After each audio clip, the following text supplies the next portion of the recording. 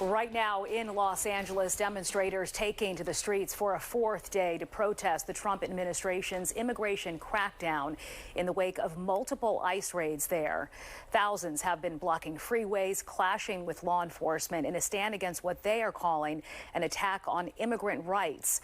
Fox's Connor Hansen has more on the rising tensions between demonstrators and law enforcement.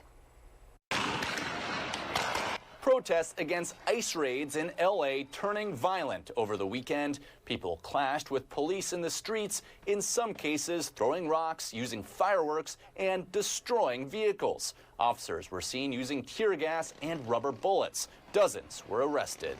And now California officials say they are suing the Trump administration over its deployment of 2,000 National Guard troops. The people that are causing the problem are professional agitators, they're insurrectionists, they're bad people, they should be in jail. President Trump suggested Monday that he would support the arrest of Gavin Newsom after the California governor dared Trump's border czar to cuff him. Local leaders are accusing the president of inflaming the situation and demanding he withdraw the troops. We do not need to see our city torn apart. And the idea that the federal government that should be assisting us is a contributing factor, I think is very tragic. But ICE maintains the raids were necessary to remove violent criminals. We were enforcing laws and following up on a serious criminal investigation on cartel financing. So that's exactly what ICE did. And ICE took a lot of bad people off the street that day.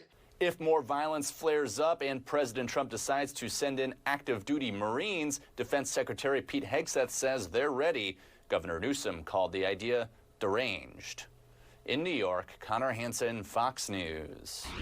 A reporter covering the protests in L.A. was shot by a rubber bullet during her live report. Watch as law enforcement officials turn and fire in her direction.